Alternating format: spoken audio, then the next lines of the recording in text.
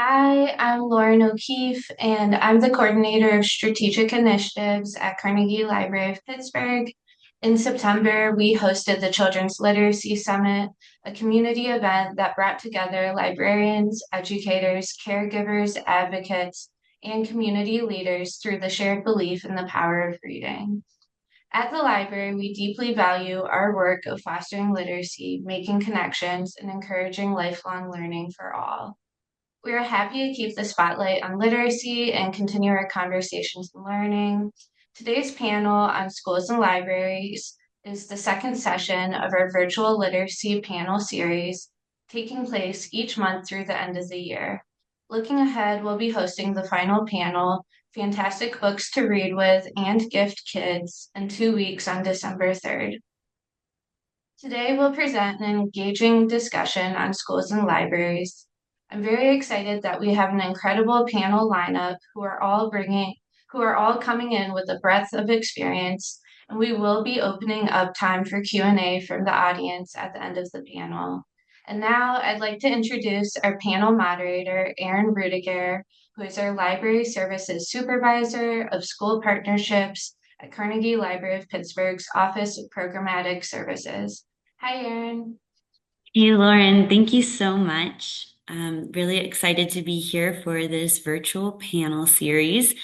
Like Lauren said, my name is Erin Rudiger, and I work specifically in a position for school partnerships.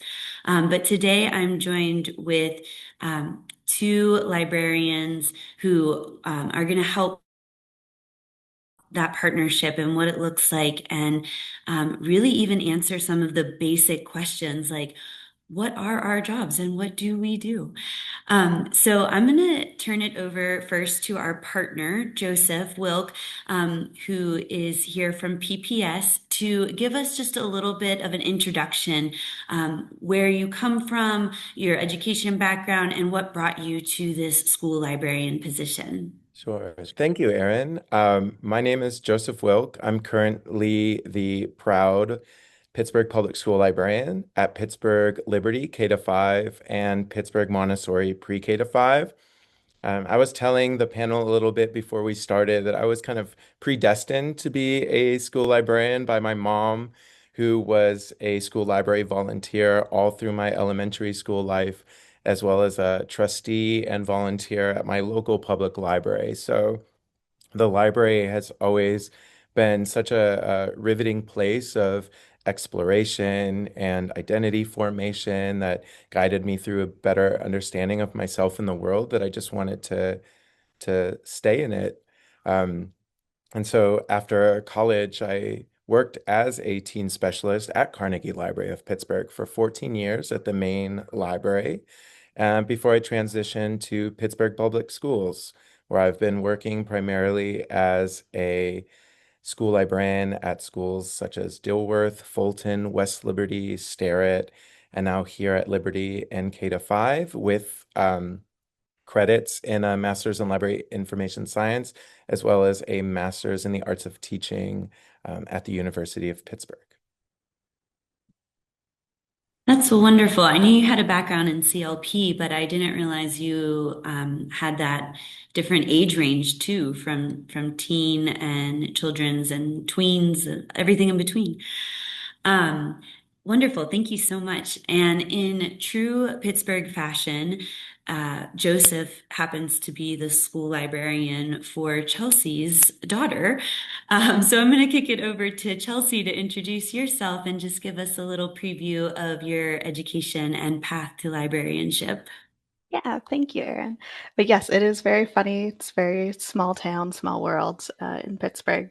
But yes, my name is Chelsea Gabrielson, and I am a children's librarian at the Carnegie Library of Pittsburgh. And I work in our Office of Programmatic Services with Erin. And I have been working in a lot of different kind of libraries for a while. I kind of dipped my toes into many different kinds. I've been working in children's services for a while, but I've also done a little bit of work in academic libraries, community college libraries, and kind of done a lot of different ones. Worked in even some private libraries and just found what I really liked was children's services and getting to work with kids. So that's where I've landed for the past 5 years or so, solidly in children's services here in Pittsburgh. I've also worked kind of all over the country. I've bounced back and forth, originally from California, but went to library school in Boston. And then moved back to California and then moved to Pittsburgh. So all of that brought me here to the Carnegie Library of Pittsburgh, where I've been very pleased to work with everybody and see these kind of beautiful partnerships that happen. And it is a library that's very well supported by the community and I think has strong partnerships, including, of course, with the Pittsburgh Public Schools. So yeah, very excited to be talking with you all today, and Mr. Wilk, especially about libraries. Awesome. Thank you so much. Yes, we are very fortunate to be both supported by the community and surrounded by really stellar partners. And I'm excited to get into that discussion a bit more. But before we do, I want to keep it basic at the beginning and just talk about our jobs. And kick it back over to you, Joseph, and ask you, just point blank, what is the job of a school librarian? Well, if I was to break down the job of a school librarian, one of the things that is foremost in our minds is serving our four key constituencies. First and foremost, we serve students. We serve students with stories and activities to help them develop an appreciation for literature. We serve them with curriculum to teach information literacy and research skills. We also have a faculty and staff constituency at our schools. We are used as a curricular resource support. We're frequently turned to, we need books to support this concept. We need books that will transition into this skill.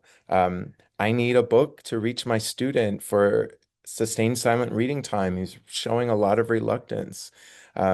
We also do push-in lessons that are designed to support a targeted research or information literacy skill that specifically helps them with a certain assignment or certain element of the curriculum that they are building. Um, we also serve families. Frequently, I will be working with the PTA to give presentations to guide them toward public resources from the Carnegie Library of Pittsburgh. Actually, shout out to Novelist K to 8. That is just a super resource that I am an acolyte for, to be honest, and give them the inspiration to access books for their children outside of the school. We also serve our public partners, and at first, it was hard. I was thinking, well, normally our public partners serve us, but actually, I feel like providing a strategic opportunity for partners to deliver strategic services that align with us is its own form of service. So those are the four key constituencies we serve. And while we're doing that, we are operating the library as best we can, checking in, checking out books, shelving books, preparing the library space, making sure books are on display. We might have seasonal, topical, curricular displays strewn throughout the library.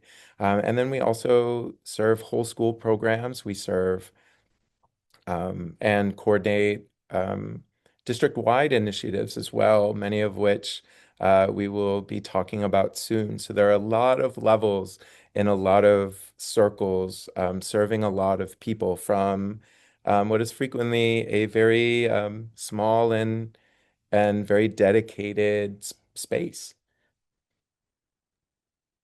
No doubt, small but mighty. That is a lot of levels and a lot of circles, my goodness. And just to note, Novelist K8 is one of our databases. So we have a slew of homework help resources and e-resources. And I love you shouting that out. I was just talking to some teen specialists earlier who were sharing with 612 ELA teachers a couple of weeks ago, and they did a demo on Novelist. So all the love for that database for sure. I'm going to kick it over to you, Chelsea. Now, and thinking about the role of the school librarian too. Like, what is the role of a public librarian and how does that differ? Yeah. Um, no, so a public librarian, I think, has definitely not all of the same goals as a school librarian, but they do overlap sometimes because, like, in broad strokes, we are supporting like a lot of the same students. First of all, they will come straight from school, often walk right over to the library, and so we're providing that kind of safe and welcoming environment for them to access information and the resources that we have. And we are also supporting literacy, like in the community, um, but often in a different way. And especially because it's out of school time, we see the students when maybe they need to like wind down a little bit. And we are just providing a fun place for them to explore new interests through books or through activities, guided activities and programs. But we are also that kind of backup when we see students coming in with like assignments from school. Maybe they have to bring it to the public library and look for books about a research project. So supporting that, but maybe not, directly in the classroom or in the same way, but with materials and resources that overlap a lot. But yeah, just supporting their learning, but in different ways and at different times, I would say too. We get them on the weekends and maybe when they have a lot of low energy or a lot of energy after school, on half days when they come over and they have a lot of energy that they haven't spent, they're in the library too. That's very real on the half days for sure, yes. And just to like double down, a lot of the same students, right? Like, and Yeah, that's takeaway of the importance of why we're here talking about partnerships and why it's so fundamentally important to what we do. We're literally talking about the same people, same families, same kids, same blocks. And in this conversation, we're very specifically talking about it because one of Joseph's schools is right down the street, and the East Liberty Library is right here. So we're talking about the same neighborhood even. But obviously, it applies to all our branches and to all of PPS schools. But yeah, let's dive into questions more specifically about about partnerships. So you can think of broadly of what is or what makes a successful partnership. And if you can, just sharing some examples of what existing partnerships do you have that are successful, and what is it about those partnerships that make it successful? Chelsea, if you want to start, we'll start with you and then go to Joseph. sure. I think one of our partnerships with the Pittsburgh Public Schools that um, we see the most of and that we do a lot of work on is Card Fest, which Erin knows very well. And that is the name of our student library card initiative, which was started by Carnegie Library of Pittsburgh in partnership with Pittsburgh Public Schools, with the shared goal. And I say like shared goal, especially because that is part of what makes a successful partnership. But this Card Fest shared goal is to get every student in Pittsburgh a library card. Um, and I think it's been really great because the schools have been very open and very responsive to having us come and visit and find ways to spread the word about how to use that library card, because the goal is not really the plastic physical card, but it is using the library card. And the overarching goal, of course, being to improve like learning outcomes for those students by connecting them to the services that the public library has and extending that learning. So again, the school has been very responsive, and a lot of the school librarians are just absolute champions for promoting the public library and the services that we offer, so that students can, continue to get support in all realms of their lives and not just during the school hours. So I think that really exemplifies a great partnership in CardFest. And I do want to say too that I do think we'll talk probably a little bit more later about this, but that is a very large partnership, and quite a lofty goal to get all the students' library cards. But there are smaller partnerships, just little back and forths that are also really wonderful and have a lot of the same kind of ideals as of a successful partnership. So it could just be like a small back and forth with the school librarian, hearing about a school assignment, reaching out to them for more information, and so that as a public librarian, you can be prepared for what is coming when more kids come in. So I've seen a lot of different examples between Carnegie Library of Pittsburgh and Pittsburgh Public Schools, both big and small. But I think we do have a really lovely partnership. I love that. It makes me think of like capital P partnership and then lowercase p, like all of the bit of partnerships between like every interaction of every staff person from the library, from the schools, every family member, I mean, right, like Joseph was saying, there's so many different buckets of constituents Mm-hmm. and they overlap and it's really quite a web, but it's all of those small lowercase p partnerships that that I think really feed in and make successful too that capital P partnership. Yeah, definitely. I like that way of putting it. So Joseph, what about you? What are some successful partnerships that come to mind for you? And you can extend it beyond the library if you want. But yeah, just what are some of the things that make them successful? Well, before I would just like to extend discussion about CardFest and challenge the idea um, that having the library card itself is not transformative because I would like to share an anecdote. There is a child at one of my schools who has struggled seeing herself in the library and uh, the behavior and regulation manifested a little bit in that regard. Like even as young as a kindergarten student. And one of the wonderful things about CardFest is especially now that they have really done the bulk work of all of the upper levels and the heavy lifting across school after school after school of sharing data and registering students, mailing them out, is now there's a little bit more personal touch with the kindergartners in terms of what materials they get and what materials they get through us to home. And this child brought her public library card to the school library and had clearly been just shaking with excitement all day, just waiting to take it out of her pocket, hold it up as though it was the locus of some kind of spell she was casting. Like this is my like Iron Man or some kind of superhero, and just said, "I have my library card now, Mr. Wilk." And we got to high five, and we were so excited. And our entire orientation toward our school library changed. And so, even if that never manifests for one reason or another for that child going to the school library, her engagement with libraries overall has been like completely transformed.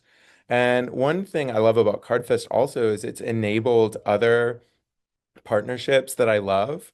And I do have to acknowledge the impact of COVID, which severed a lot of community partnerships that the school was able, and I feel like we're finally repairing those. And one major one that I'm so excited about this year is the Battle of the Books program, where librarians from different grade levels are assembling teams of readers in either fifth grade, 6 to 8. And there's other grade bands too. I'm not sure if it's just 9 to 12 or if there are others. I can't remember exactly, Aaron. It is fifth through 12th. So there's a fifth grade, a 6-8, and a 9 It 12. is 9 to 12 or at the Yep. end, tail end. Great. Um, and we assemble these teams to read from a select list of highly interesting um, contemporary books that they might never have considered. And at the end, all of the different schools come together. Our fifth graders will be coming together at Pittsburgh Concord to answer trivia questions and celebrate their knowledge about the books and their understanding and their teamwork and coordinating all of that. And we've already started the process of placing holds on books through the library. And students, when I started that, I said, "Here's what we're going to do." Every student told me, "I don't have a library card." I said, "Yes, you do." And so every student logged in to the wonderful librarians of the chat. I would also like to recommend anyone who has a curiosity or a question about anything Carnegie Library related or their account, go to the homepage at carnegielibrary.org, and in the bottom right corner, there's a little speech bubble. And each of them formulated a question. And it's also fascinating to think about how when we talk about the how our curriculums interface, just the children figuring out how do I translate my desire to learn my card number into a question became its own like mini lesson. And they got their card numbers and they were able to save them to a secure file in their laptops.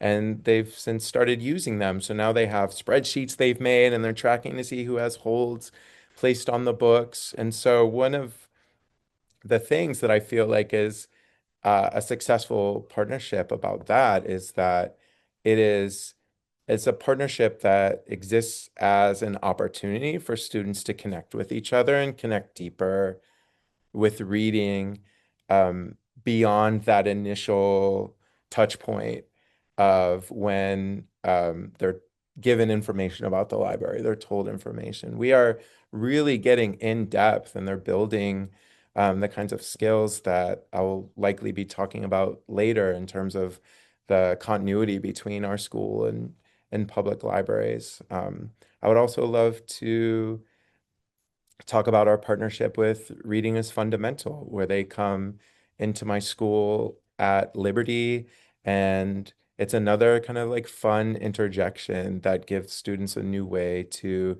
interact or engage with texts and to choose free books that they get. And one of the reasons that's even possible is because they, as a partner, are able to leverage their own fundraising and purchasing flexibility, which is such a critical element of these partnerships. And it's also something that's so helpful for CardFest because the materials are made by Carnegie Library of Pittsburgh with support from the Pittsburgh Public Schools. And Battle of the books are distributed to every registered team as supplies allow. We get two copies of every book, one for our library, um, one for students' hands. And so really um, coordinating all of this and even Riff coming to the schools, the snow day throws off my schedule. I'm spread between multiple buildings, but they offer so much flexibility and understanding. Um, and both in these cases, the Carnegie Library of Pittsburgh and Riff show a lot of proactivity. A lot of these would not be possible if they were not consistently connecting with us around the possibility of serving us or our students. And and it's clear whenever we're communicating and we're coordinating that there is a shared mission. And that's made really deliberate whenever Erin visits our professional development sessions as district librarians. One of the things we always highlight is our shared mission as public and school librarians so that we feel like we're coordinating as a team and not having like an adverse relationship. And so I I love the partnerships that I have. And that's not even to mention the PTAs that consistently funnel parent volunteers who talk about small but mighty, Chelsea. These parent groups have small but mighty impacts. There are 14,000 books that have gone through my library that might be the size of a dollar stamp, and that would not be possible if it wasn't for adults that have consistently come through and helped make sure they were on the shelves, they were on display and accessible to kids. Wow, you really took us on a journey there, Joseph. That's awesome. I love the story you shared about the transformative power of just the physical card itself. And I think that's really good for Chelsea and I to hear and, to share. We get so in the weeds with the work, and I think now because we launched this library card initiative last year, now we're in the weeds with, okay, like let's get the kids to use their cards, which is a whole nother mountain to, in and of itself. And it's really nice to stop and be reminded that like there's power in the work that has already been done, right? And so much work has already been done. Like, you know, we're just a couple people in this office working on Card Fest, and but it has taken so many departments within our library system and so many departments within PPS. Like there are so many people behind the scenes that really do make it so that that kid can come and show off their library card to you with that level of excitement. That really puts such a smile on my face, so thank you for saying that. And yes, definitely a shameless plug for Battle. Registration is open now. It will be open the 5th, 6th, and 9th through 12th battles are all scheduled in March. So we have time, but we want to give kids plenty of time to be able to read the books. And like Joseph said, the first 20 teams get free copies of the 6 books that are assigned. And if you're not a PPS student, we will share the electronic resources that we have. We'll share the questions, we'll share the structure. You're more than welcome to do your own battles. But for right now, our priority and our focus is PPS, and we couldn't be more excited to bring it back in person. I wasn't there for the virtual battles, but I would imagine it was not quite the same. And we're really pumped to bring it back.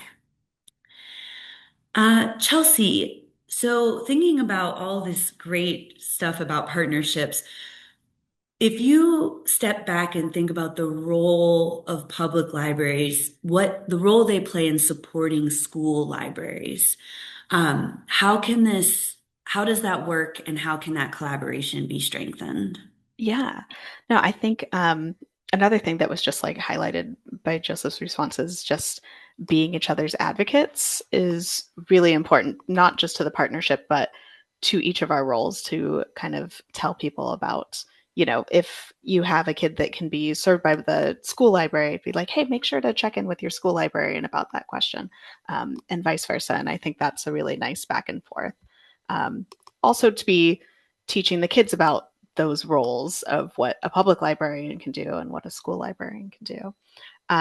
But yeah, I think the roles of librarians, like public libraries, um, cannot replace school librarians. We definitely need both of us. And I think that's pretty obvious by the first answer, how we answered what our jobs are, is they are so very different, even though we are both librarians.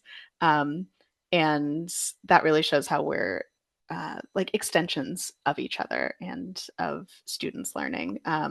So I think when we go into partnerships, we keep that in mind too, of what our role is, and what we can offer and how we offer support and resources.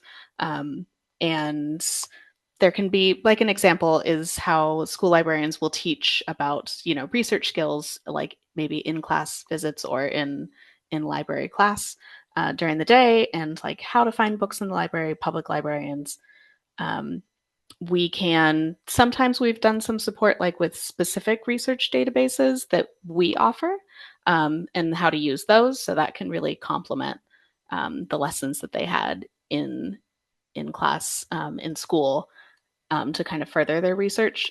But yeah, we really, I think, focus on kind of spreading the word about what the public library has to offer as an extension of what the school library has to offer. And those are different. Totally. And I think, Joseph, you shared earlier with your students who are chatting into our librarians here who are on the phones and chat, um, and putting holds and find, formulating the question to figure out what their library card number is. I mean, those are real skills. And um, and all of that is modeling using library resources, right? And I think that's our shared goal is equipping, you know, not to know all the answers, right? Like not to read. I know that we have a book we talk about a lot. I want to read all the books, like not to read all the books, but to know where to be able to access those books and where to go when you have those questions. So I love that. Just how all of us in all of our different roles are modeling that use in those resources. Joseph, feel free if you want to add anything on to that, but also thinking about how our work complements each other, the work of the schools, the work of CLP. Yeah, what in what ways does our work complement one another? Right. Well, I mean, our public libraries from birth engage with our students. And through that, they nurture curiosity, the kind that we're trying to extend in our libraries. They build reading and listening endurance that allow us to have more successful story times. And and uh, from year zero, children are getting such a healthy focus on just the most pleasurable elements of reading and creative play that promote a positive affiliation with libraries. So when a student comes into the library for their first time as in Montessori as a 3-year-old, they already know the library and they're already excited about libraries. They're not confused. They are thrilled because they have this experience and and and Carnegie Library of Pittsburgh also offers services directly to us. For example, we have a continent study every year at Pittsburgh Montessori. It's a very important element of the Montessori method where by the end of the year, our school looks like the Museum of Natural History. And I'm not even exaggerating. I'm not prone to exaggeration. I was very confused. I thought professionals had come in and created installations, but no, it was the children. And one of the things that they do in the upper elementary ELA is they look at South American folk tales, fairy tales, and fables, and they take those stories and they model them in some way, or they bring them to life, or they use them as a springboard for having a deeper um, connection to the other elements of culture that they're studying. And so my library, if I'm lucky, will have one. And frequently I am not necessarily lucky. That is like up to date and appropriate. But I filled out a form, and before I knew it, I had 13 books waiting on hold for me at Carnegie Library of Pittsburgh Homewood. That now my lower elementary students are learning how to read and evaluate so they can make presentations to present to that teacher what they think the best rendered stories are in each of those three genres. And and that's something that is enabled by that librarian because I could do that work, but that we would be ultimately doing the same work, and but the time and effort is time and effort that I'm investing in the children in front of me and their experience in the library. So that offloading is something that is so helpful. And on the flip side, what I hope that I do through um, continuing with that compulsory education piece is keeping that spark alive to help build the foundational library skills, curiosity, and intrigue that will propel someone to be a learner and user of the library through their whole life. And that is something that is critical to our mission, um, far beyond any kind of curriculum, because when someone is an adult, the curriculum of the world becomes very apparent, and we want them to be able to apply those skills no matter what curriculum presents itself.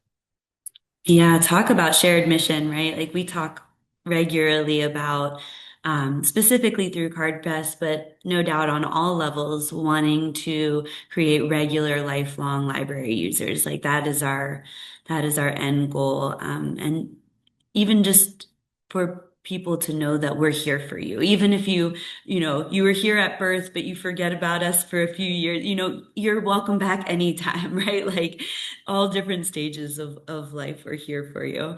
And thank you for plugging that. That's that educator match form. So that's on our website for any educators. You can fill out the form and offload that work onto some of our team. Please do, because they love getting those forms and doing that research. Librarians, they love that, getting into the nitty gritty of finding the perfect book. But we also do have that for personal interests as well. We just call it um, is it personal match form? Yeah, I think that's Yeah, right. personal match form. So if you're just personally not knowing where to go and looking for recommendations or a new genre or where to start, you can get that like legit one-on-one attention from a human who will point you in the right direction and will even put those books on hold for you at whatever Carnegie Library location you want to pick them up at. That's awesome. So Chelsea, I'm thinking a lot of what Joseph just said, like we're really engaging their students from birth. And I know we're doing a lot in the realm of school age literacy, but a lot of it is still going on like behind the scenes. Although the Literacy Summit and this panel is part of that body of work for sure.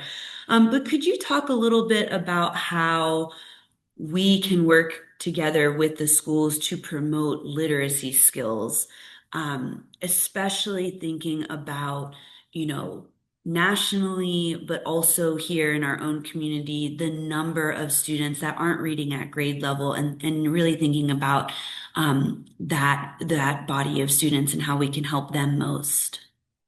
Yeah, definitely. And I think this is a really interesting and timely topical question because, like you said, that there are so many kids that aren't reading at grade level, and it's really highlighted kind of the role of the public library because people always think of libraries and reading, but we're not doing that direct reading instruction with kids. And so that's where it seems to kind of pivot a little bit more, obviously, towards school and school libraries. Possibly having like more of those materials because they're working more directly with the teachers who are doing that reading instruction, and having more expertise of those materials for like the nitty gritty of learning how to read, not just the joy of reading and having all the fun stuff, having that as well, but really diving into those phonics and things. And currently, the library is trying to figure out how we can support that in our collection and in other ways, like providing tutoring after school with our other partner, the LDA of PA, which is the Learning Disabilities Association of Pennsylvania. Have a wonderful tutoring program with them for reading intensive tutoring. But just seeing where we are when we know that we cannot sit down and have all the time to provide that direct reading instruction, but we still want to, as the library, support reading and literacy, of course. And I think this is a really interesting question for me as a parent and a PPS parent, especially just because my own daughter is neurodivergent and has a speech disorder, and so is not reading at the grade level, at her grade level. But another great thing that we were talking about before the panel started was how Joseph got her very into a series called the Bone graphic novel books, and she is all about them. And I think really over this past year, she has she already had a little bit of a love of reading because she is the daughter of a librarian, but she has developed that spark even more through her school library and finding books there. And that is just so exciting for me to see as a parent, because she is doing better in reading now. And I know that that is the work of her teacher and Mr. Wilk, being able to work on that in class. So I think that's another perspective, is not just being a librarian, but being a parent and being a parent of a struggling reader. So it all comes together for me, kind of, because I'm thinking about how I can support other struggling readers, but also my own. And that is really through the partnership with the school and the library. You just keep highlighting how perfect you are for this panel.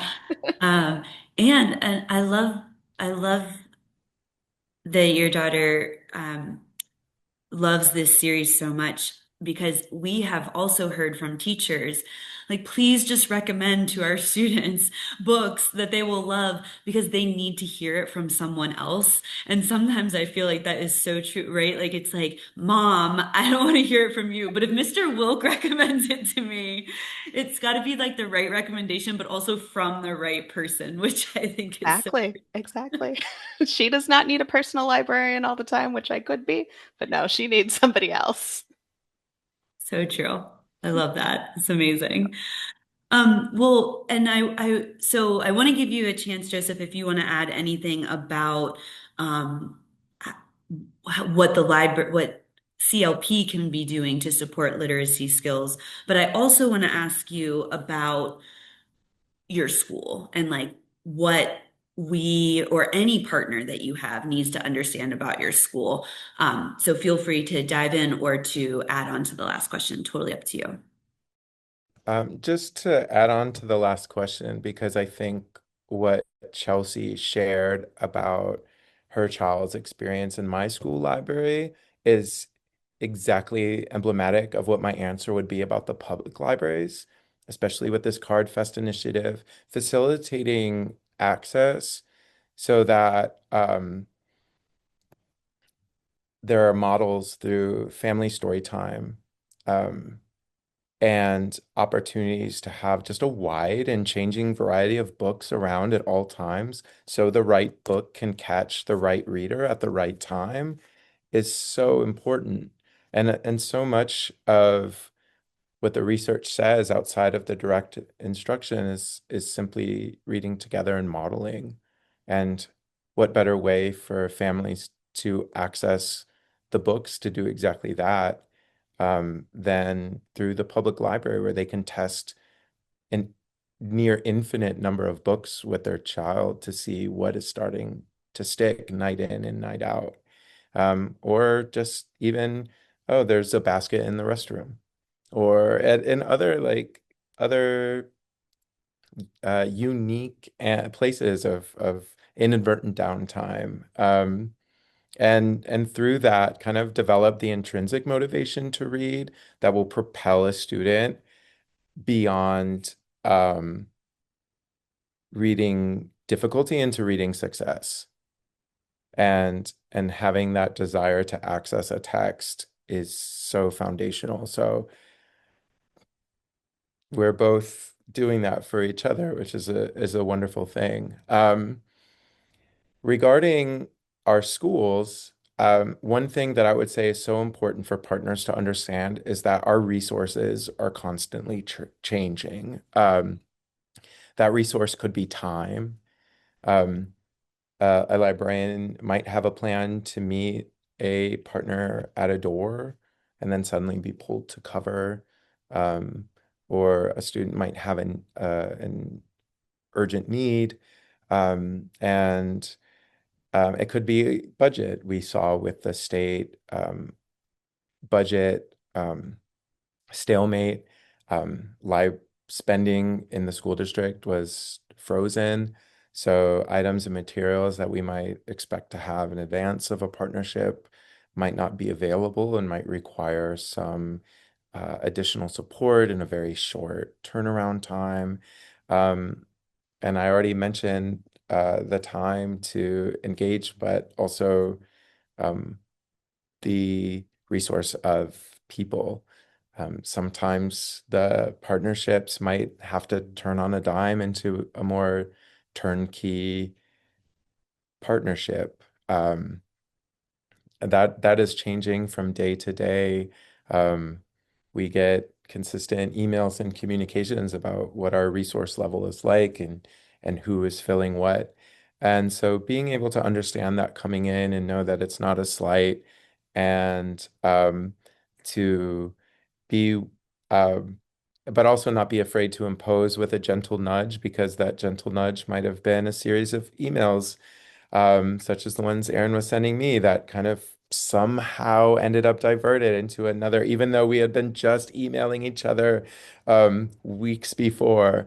And so that's such a critical element of the schools that is just part of the beautiful, chaotic landscape of how we help students learn that I find it really helpful for people to understand kind of entering into these dialogues. That makes a ton of sense, and I think, yeah, there's a lot of unexpected things, but that's also in the world of that's in the world, right? That's in all of these realms. And yeah, I think something that we try to keep in the forefront is, you know, not trying to add work, right? Like, we have these forms, right? But like also I can fill it out for you. Or, it's like the small little things, but just finding ways to make it easier, to make it smoother, and to hopefully not ever put more work on the partner, right? And to overburden, because we see it as, we're trying to make your lives easier, right? That's what we're trying to do as a partner, and hopefully never add to your workload. Um, Chelsea, what do you think on like the flip side of that, like schools need to know or other partners need to know about the library in order to do really well as partners? Yeah, I think it's sometimes a lot of the same things. It is recognizing that I think we both seem to have like almost completely opposite schedules where during the school day you are very busy with the children in school, and whereas I might have a little bit more time, but then as soon as again they walk over, then I have no time, and it is managing that. So I think a lot of the communication, as we've seen, has to be asynchronous, and that is okay. And in I think in libraries in general, like pulling from some of my past experience in different libraries, there are different ways that different libraries do things. So, Erin, you mentioned we have a lot of forms that we could fill out. Of course, there's always the chat if you don't know how to get to the form or don't remember what it's called. Um, but I think in general, knowing that as librarians especially, like we genuinely want to be helpful, so reaching out any way that you can is a great first step. So give us a call, use the chat, come in, send an email, and even if it goes to the wrong person, it will get routed back to the right person, and that is okay. So it may feel like it's hard to find that person, but once you find them, you should be good. um, but yeah, and we are just very eager to help, very eager to start partnerships, and try to accommodate in the ways that we can. I think we have a lot of the same like restrictions and maybe staffing. Maybe we can't go to every event because there's simply not enough staff, and some need to stay in the library with the children. um, and things like that. There's some restraints, but in general, we will try our best to find something that works, because we really value these partnerships. And if you don't ask, we will probably likely reach out to you as well. We like to send a lot of emails detailing everything that we have to offer. So also don't be bugged that we are maybe a little persistent in sending communication. We just want to make an inroad and have some sort of communication going so that a channel is open for you. Yeah. Heck, we'll even flood your mailbox with our program guides. And right, it didn't take me long to get on that mailing list as a patron outside of my work at the library. I do want to make a quick announcement that if we have a couple of people listening live, if you have any questions for our panelists, please feel free to type in the I believe there's also a Q&A box. Lauren is going to help us and she will be monitoring both. So wherever and to whomever you send your question, we will make sure to see it. But please do let us know. We're here for you to pick our brains. And yeah, so I just have a couple more questions for you. And they're both for both of you.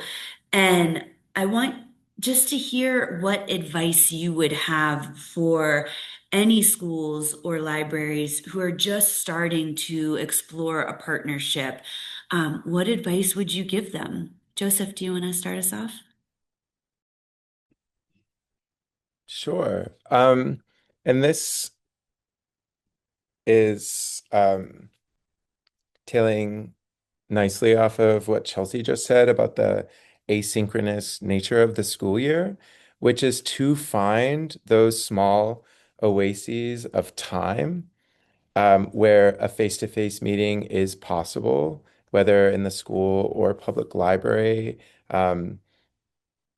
when potentially the public librarian doesn't mind a little multitasking of the school librarian, like putting things away. It's just a wonderful energy. I'm already like swimming with ideas just listening to her talk live and just kind of like the dialectic that's been happening. And to think about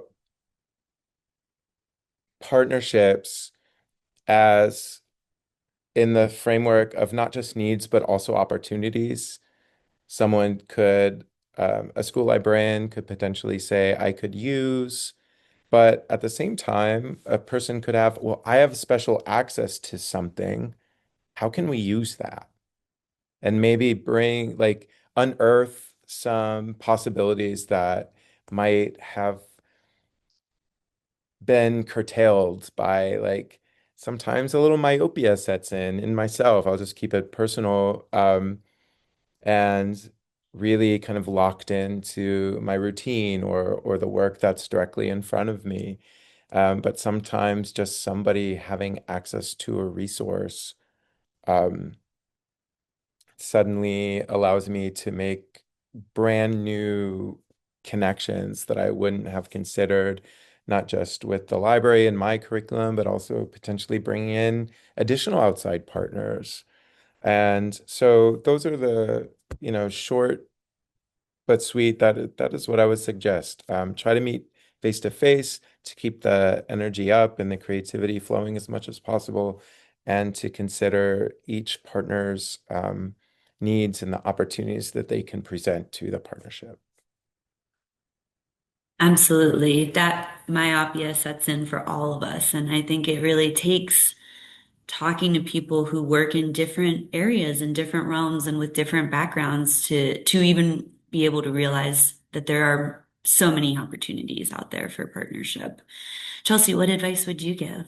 Yeah, no, I think that is great advice. I was going to say, like, maybe just start small, and that could just be with a meeting with no large goal in mind. It doesn't have to be anything grand. It can just be talking because, yeah, great ideas will just start forming, it seems.